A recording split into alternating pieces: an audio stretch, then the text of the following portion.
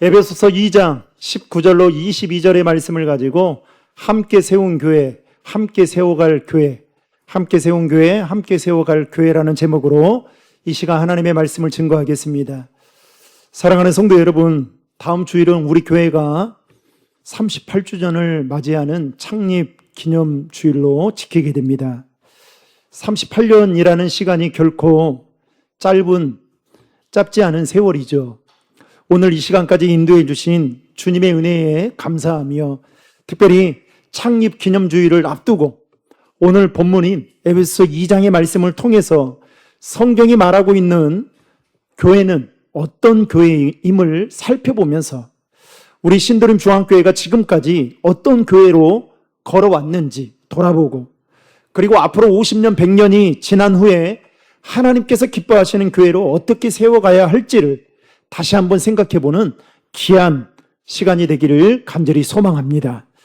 오늘 우리가 살아가고 있는 이 세상은 점점 더 많은 기준으로 사람을 나누고 구분하고 있습니다. 재산과 출신, 학벌과 직업, 세대와 지역, 이념과 문화에 따라 사람들은 서로를 판단합니다.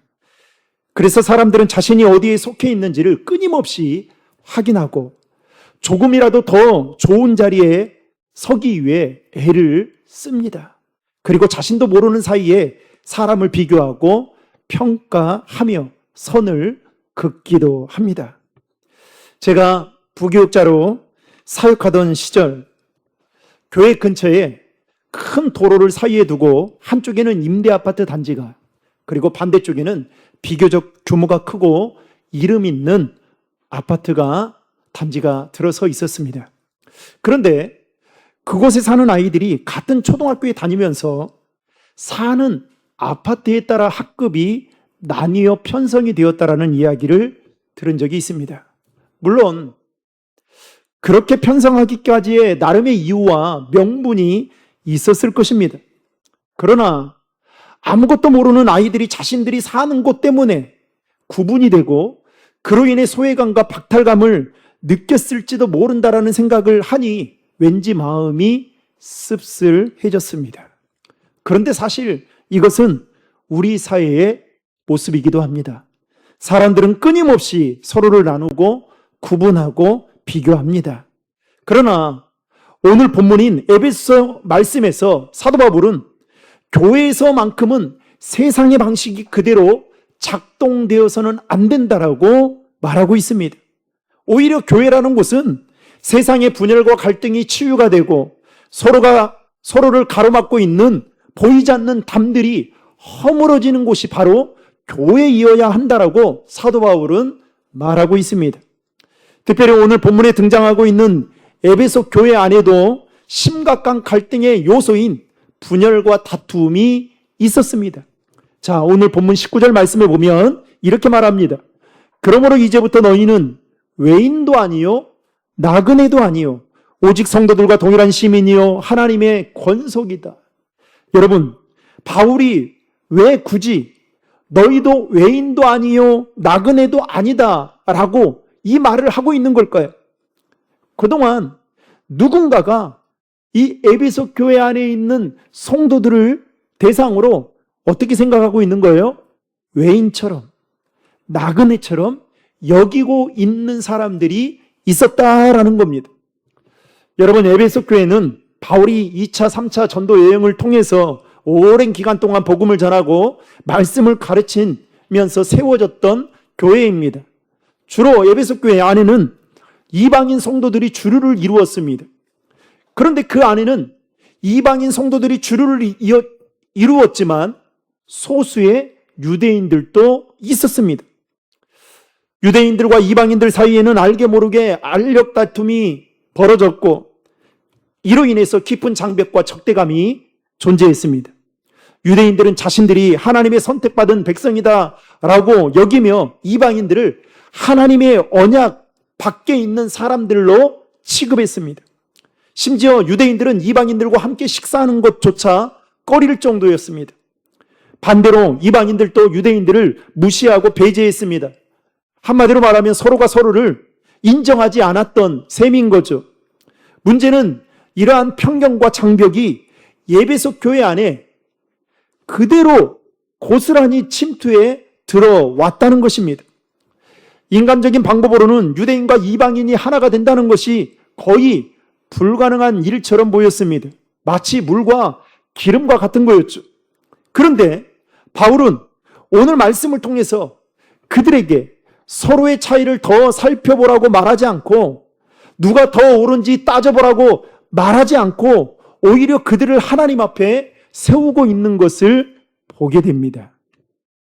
여러분, 교회라고 이해할까요? 제가 부교육자로 있었던 어느 그 교회는 사역자가 한 40년 됐는데도요, 여러분, 전라도 사역자를 쓰지를 않는 겁니다. 근데 제가 그때 돌연변이처럼 전라도의 고향인 제가 그 교회에 오니까 그 성도들이 어느 날 막 저한테 막 구름대처럼 몰려오는 거예요. 전라도 사역자가 첫 사역자라고. 나 그게 무슨 말인가 싶었어요. 그런데 보니까 교회 연역을 보니까 진짜로 수많은 사역자가 왔는데 제가 전라도는 첫 사역자인 거예요.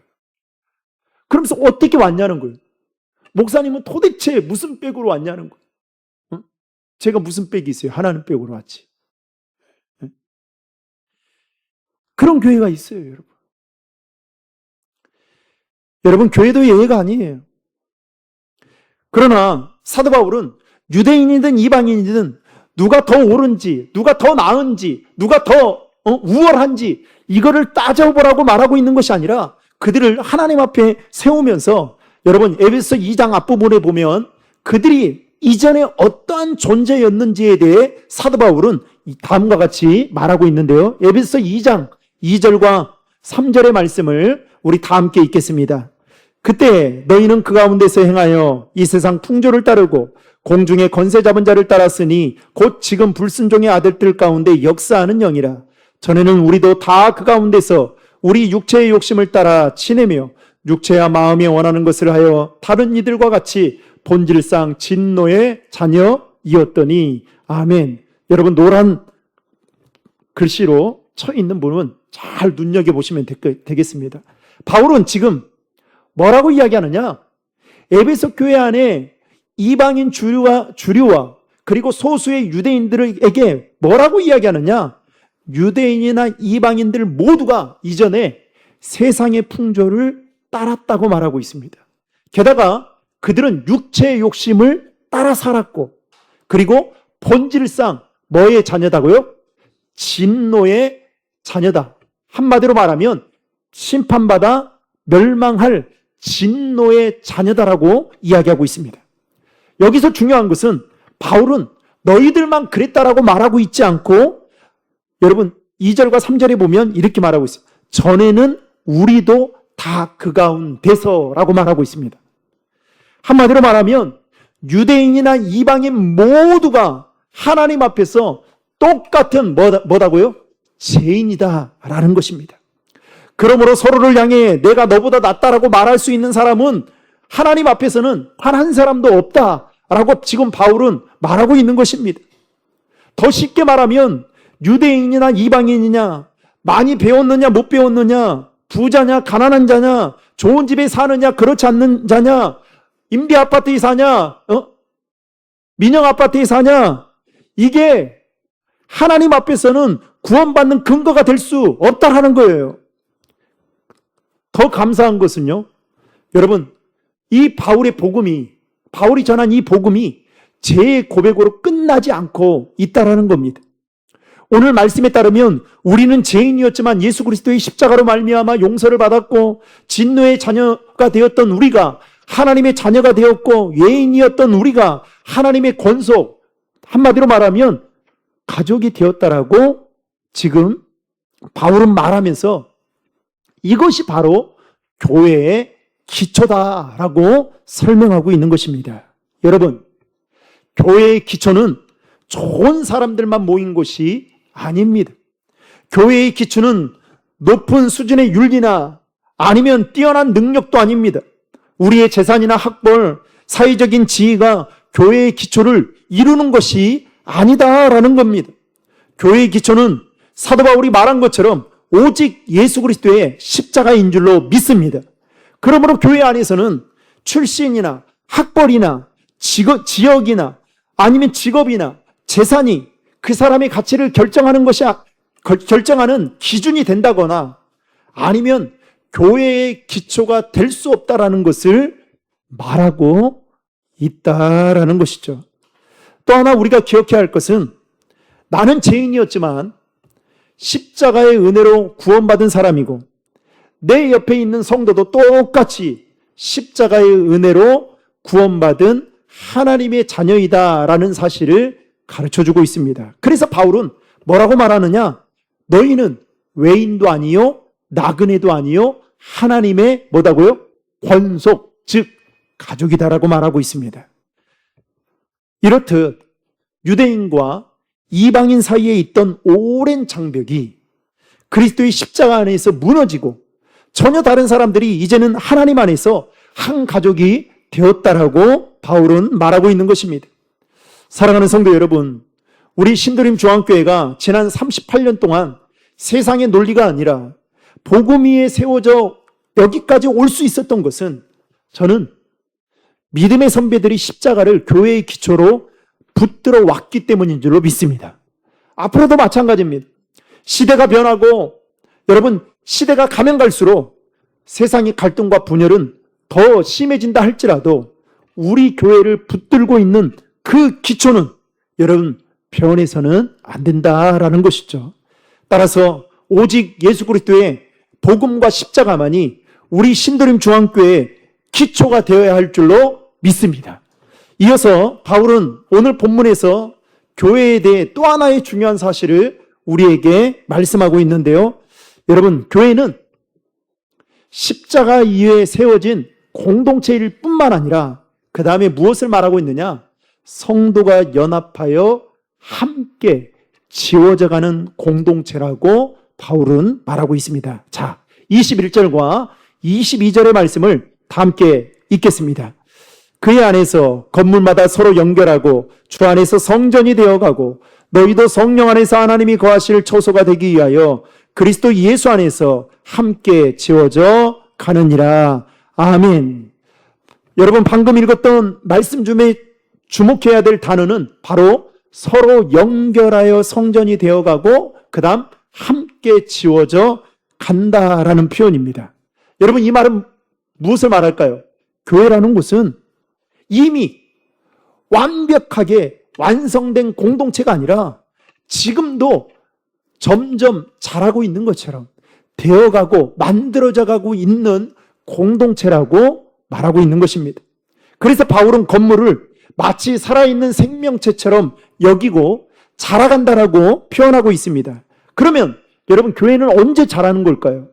교회는 언제 아름다운 모습으로 자라가는 걸까요? 여러분 21절의 말씀을 새번역에는 이렇게 말하고 있습니다. 그리스도 안에서 건물 전체가 서로 연결되어서 주님 안에서 자라서 성전이 됩니다. 자, 사도 바울은 고린도전서에 보면 교회를 우리라고 이야기합니다. 그런데 금방 읽었던 21절 새번역에 보면 교회는 우리가 서로 연결되어져서 주님 안에서 성전이 된다라고 말하고 있어요. 자라서. 여러분 언제 자라느냐? 교회는 언제 성장하느냐? 서로 연결되어 있을 때 자란다는 거예요.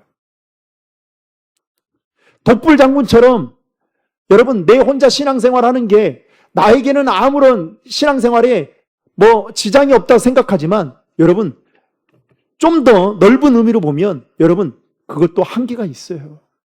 그래서 항상 연결되어 있어야 돼요. 그러면서 22절에 보면 여러분 함께 지어져 간다라는 이 말을 영어에는 보니까 수동태 현재형으로 사용되고 있습니다. 여기에는 두 가지 의미가 있어요. 하나는 교회는 하나님의 손에 의해서 지어져 가고 있다는 것을 말하고 있고 또 하나는 우리는 혼자가 아니라 함께 지어져 가는 존재라는 거예요.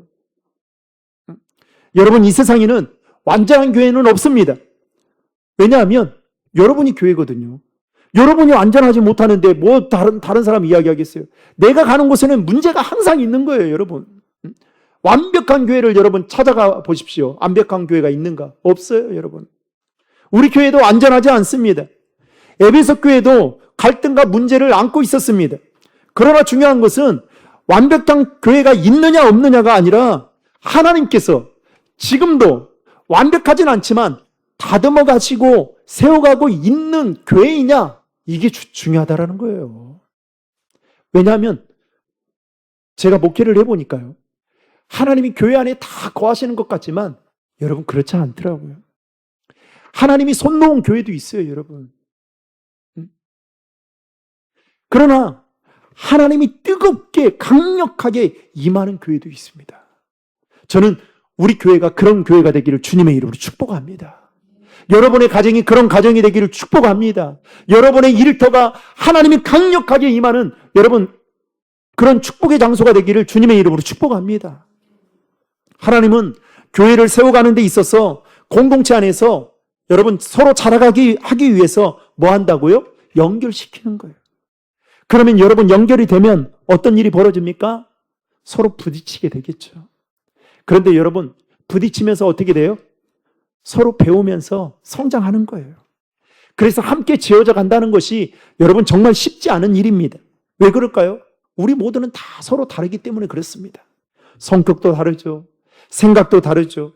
자라온 환경도 다르죠. 일하는 방식도 다르죠. 심지어 중요하게 생각하는 것이나 믿음의 분량까지도 서로 다릅니다.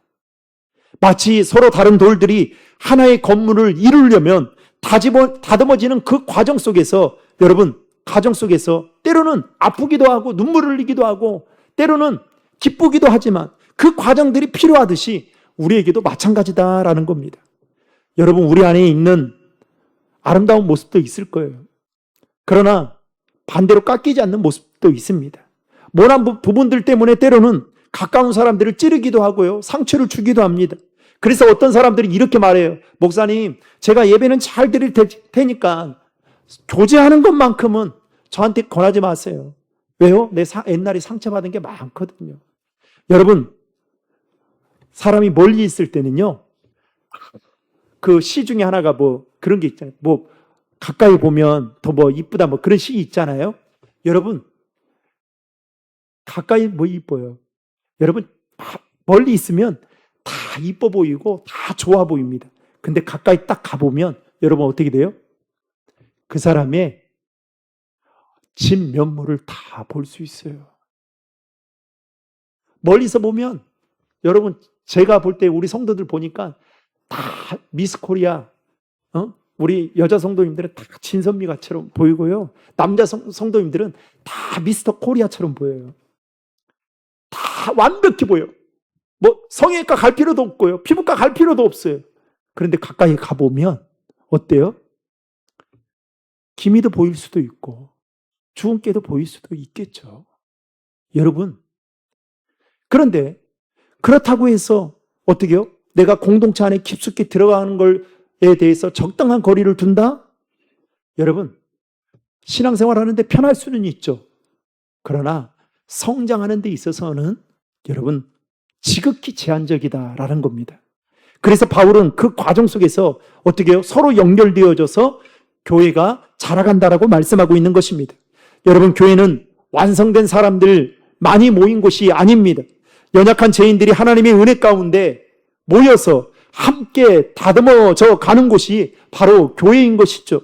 우리 중에는 누구 하나 예의 없이 깎아져야 하고 다듬어져야 하며 그 과정 속에서 성숙해지게 되는 것입니다.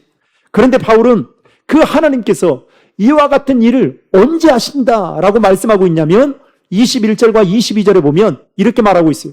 주 안에서, 그리스도 예수 안에서 라고 말하고 있습니다. 여러분, 서로 연결되어지면서 서로 모난 부분들을 깎고 다듬어지는 그 과정 속에서 때로는 찔리기도 하고 때로는 아프기도 하고 때로는 눈물 흘리기도 하지만 하나님은 그 과정들을 통해서 뭘 하게 하신다고요? 자라가게 하신다는 거예요. 하나님의 말씀이 우리 안에 들어오게 되면요, 여러분 모났던 부분들이, 여러분 모났던 사람들이, 자기 중심적인 사람들이 자기 자신을 돌아보게 됩니다. 그러면서요, 이전에 나밖에 몰랐던 사람들이 다른 사람을 위해서 기도하기 시작해요.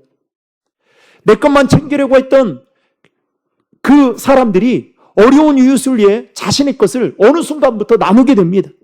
관계에 무관심했던 사람이 성도들과 함께 교제하는 법을 알게 되고요. 인생의 어려움이 찾아올 때 혼자서 내 힘으로 해결하려고 했던 그 사람이 이제는 공동체 안으로 들어와서 자신의 기도 제목을 나누고 도움을 요청하며 그 문제를 해결하려고 하는 성숙한 모습을 보이게 됩니다. 서로 연결하는 것이 얼마나 중요한지 몰라요.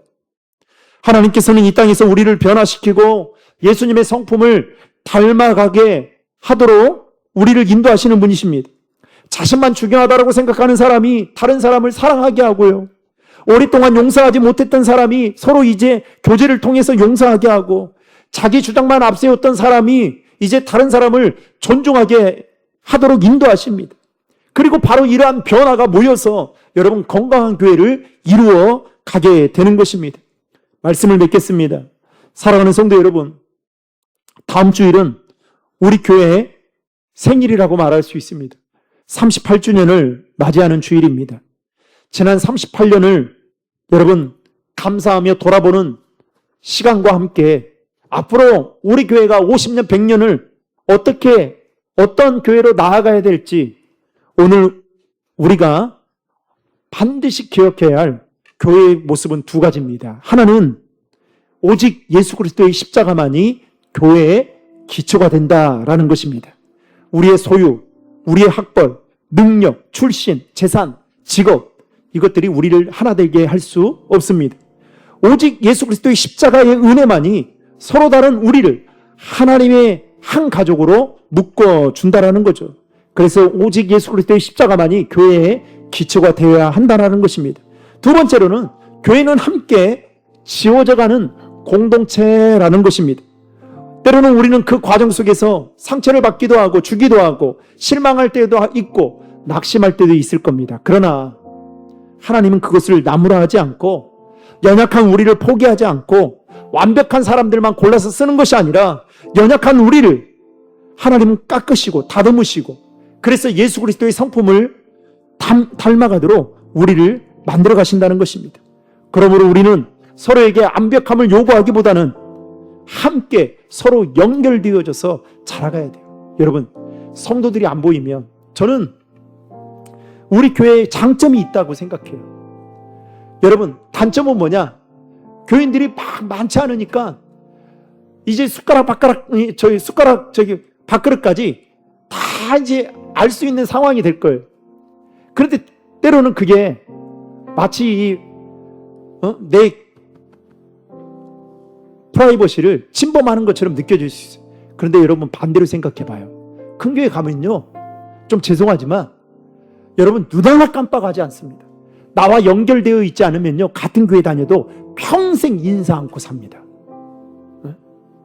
저도 제 교구의 사람들만 알지 다른 사람들은 몰라요. 여러분들이 주일날 예배를 나오든 안 나오든 신경 하나 쓰지 않습니다. 연락 한 번 하지 않아요. 여러분, 그런 측면에서 보면 우리 교회는 엄청난 축복이죠. 그렇다고 목사님 이런 것은 아니에요. 여러분, 우리 교회가 가지고 있는 그 장점, 저는 우리 지휘자님도 그렇고 반주자님도 그렇고 정말 한 가족처럼 지내잖아요. 그걸 볼 때마다 어떤 생각이 드냐면, 우리 교인들이 진짜 많이 사랑해 주는구나. 사실 그렇게 하기 힘들거든요. 여러분, 우리 교회가 가지고 있는 장점이에요. 서로 보이지 않으면 서로 연락하고, 그리고 관심 가져주고, 기도해주고, 챙겨주고, 돌봐주고. 여러분, 그게 함께 지어져가는 공동체의 초대교회의 모습이었던 것입니다. 바라기는 저는 우리 신도림 중앙교회가 앞으로도 세상의 논리가 아닌 오직 예수 그리스도의 십자가의 은혜 위에 굳게 세워져가는 교회가 되기를 주님의 이름으로 축복합니다. 그리고 서로 다른 우리 모두가 그리스도 안에서 서로 연결되어 함께 자라가고 함께 성숙하며 하나님이 기뻐하시는 교회로 저와 여러분 한 사람 한 사람이 온전하게 세워져가는 그 은혜가 있기를 예수님의 이름으로 축원합니다.